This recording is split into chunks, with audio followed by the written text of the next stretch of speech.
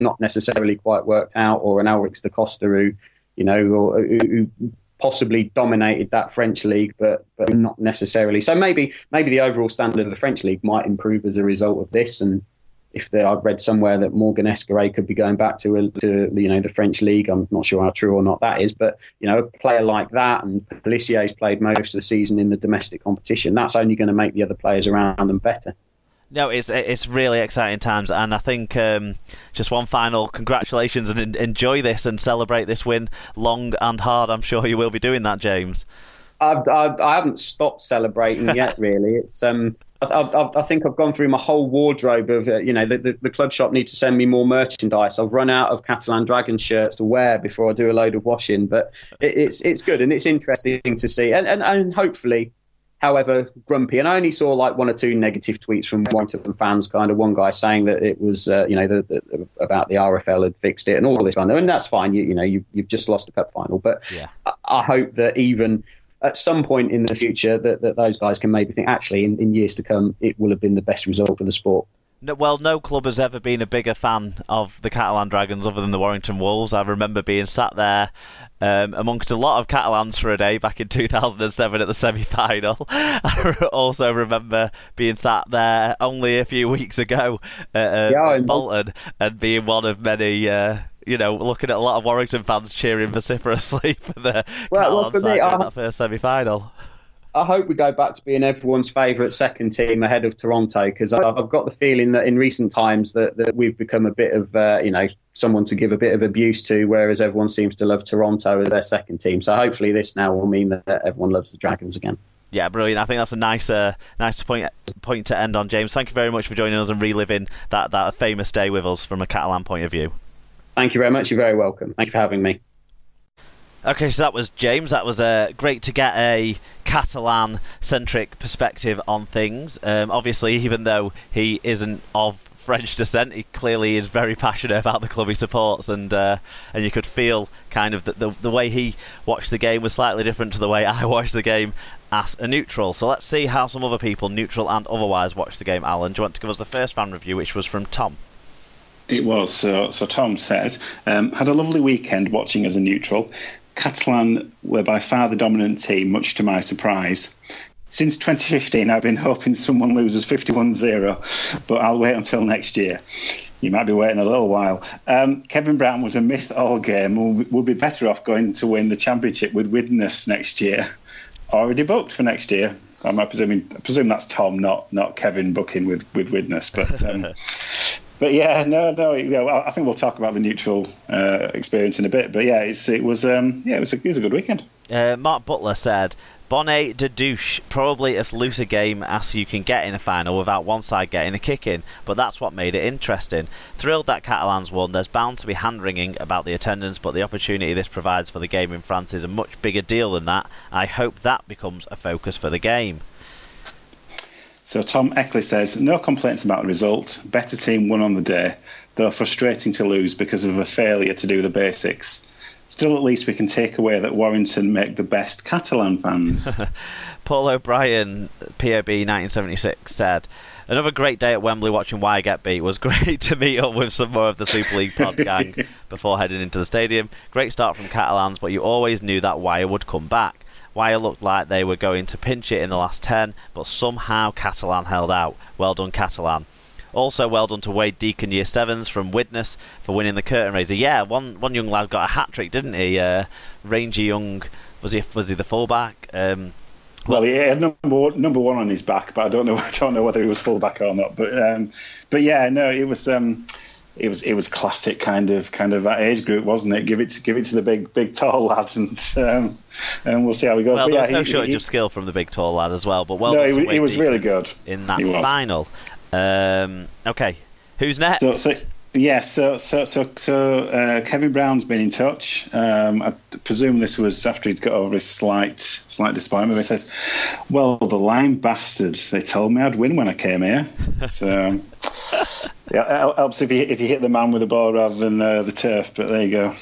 Dr. Hideous said, mate of mine watched the final on the telly box, the first game he's seen. I asked him for a review. He said, bloody marvellous, apart from, as with all matches of any kind now, that bloody video-based decision thingy. slows everything down, and quite frankly, refs have been making decisions quite happily for decades without it. Isn't that part of their skill? Moan, Luddite, smash the spinning, Jenny, etc. One of a kind. Yeah. So Karsten says, what a finish. Catalans were dominant for the first 25 minutes and the better team in the first half, but the Wire came back and provided us all with the excitement we could hope for. A well-deserved victory for the Frog Eaters, who desperately hung in there for the last quarter of the game and left anything on the field they had. I loved Ben Thaler commentating his decisions. Allez le Catalan. Paul Chamberlain said, great occasion, result and history. Shame that those who complain the sport should focus on the Heartlands didn't bother going and showed exactly why their argument is spurious. The game needs fresh blood, interest and money. The 4 neutrals I take every year always love the day. Despite the complaints of the Wire fans around, the replay I watched showed Hicks had a great game. Sam Mower, easily man of the match. Oh, interesting call there, but we'll talk about man of the match and how Sam Mower probably wasn't for me man of the match. So that's an interesting shout, because to be honest, Catalan had so many good forward performances. I'd rank a few others above Sam Mower, but interesting that everyone has a different take on it, especially when we've all seen it in the flesh from sort of our different angles. That's a really interesting thing. Yeah, I mean, just briefly about man of the match, I was struggling to pick somebody out only because it felt like a complete team performance rather than it being an outstanding individual. So you're bound to pick up on the odd thing like the Gigo 40-20 and things like that kind of turned momentum as pivotal things in the game. It became about moments, didn't it, for the man of the match, though, yeah. I think, rather than about overall performances, because like you say, there was so much grit in a lot of the Catalan team performance that it was hard to pick people out if it wasn't for those specific moments of brilliance, like the Michael McAlorum tackle on Darrell Clark, the 40-20, the Remy Casti pluck out of the air, and a couple of carries by Mikel Simon towards the very end as well. The things that stand out in my mind as moments of real quality in the game that nothing from the Wire perspective sticks out quite as much, certainly, but no, they it lost, doesn't. So that's probably why. Yeah. I was going to say to do it on a losing side, you've got obviously you decided before you knew the result, but to win on from the losing side, you have to do something individually brilliant, like Robbie Paul did with a hat trick, etc. So, as I said, it was. It's interesting to see how many different potential men of the match we had. So Lee Whitnell says, at the final hooter, many of my fellow Wire fans were hurling abuse at the ref for his decision not to award a goal line dropout at the death. On the evidence of the previous 80 minutes, I'm not sure what they'd expected we'd do with that extra set. All things being equal, I'd have to say, fuck all. We looked beaten after 2 minutes, never successfully put a play on, dropped the ball too many times, never had anyone receiving the ball running at a gap. It was painful to watch. He goes on. Just turning the page. We were plucky losers, scrapping, fending, running into bodies, panicking when we got into good positions, and scoring a couple of tries from Hail Mary kicks to keep the score respectable. Catalan were excellent, polished and assured until the last 20 minutes or so, when a few mistakes crept in. But overall, very worthy winners. I'd have given McAlorum man of the match. Well, there you go, there's another one. But pleased it went to a Frenchman on a historic day for rugby league. If this is a watershed moment, I'll be chuffed to say I was there to see it. But right now, it's another heartbreaking trip back from the final.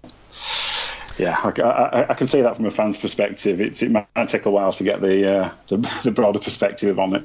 Well, I hopefully this will be a healing process for some of the Warrington fans as we go through it, because we all like to hear the other side of the story, I think, these days in the SLP family. So that's what we'll get here. Joshua's granddad said, it's always their year. Kevin Brown reported missing in action yet again. Roberts flattered to deceive. Forwards bossed it for 40 minutes. Mickey Mack winning the Battle of the Nines, my man of the match.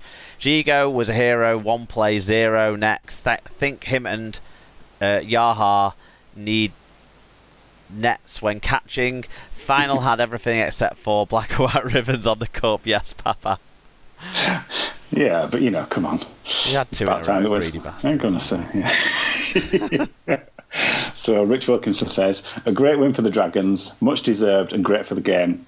Wire made far too many errors and showed little composure, unlike Catalan, who came up with some special plays and owned the big moments. John Hamilton said Catalan played typically un-Catalan game, making no mistakes with the ball for much of the game. Warrington looked like it was their first time on a big stage. Very happy for the French side. I love a good underdog story. Allez les Dracs, McNamara for England and for the Wire next year? Question mark. Okay, so Rich Langley says, although I thought Warrington would win, I'm glad Les Cats pulled it off. Simply more desire and heart shown, along with an ability not to throw speculative passes early in the set. My one regret, not being able to put a bet on Tony Gigo for man of the match at half-time. Failed technology. Failed WVES? I mean, Wolves, I don't know. Yeah, Wolves. I was thrown by that. Fatboy Rob said, good entertaining game and the right result for Rugby League. The last 15 to 20 minutes were nail-biting as a neutral. God knows what it was like for the players. I thought the RFL did a good job of getting the fans in the right places for the cameras, and BBC's coverage was excellent from start to finish. Thumbs up all round. Yeah, very good. So Phil Naden said, what a great day. The game had good rugby. Catalan started very well, scoring in under 2 minutes. They defended well and attacked hard through the middle, and Warrington just couldn't cope. The second half started well for Catalan again, but Warrington started piling on the pressure and scored some good tries. But with errors going both ways and tiredness creeping in, Catalan managed to somehow keep Warrington out.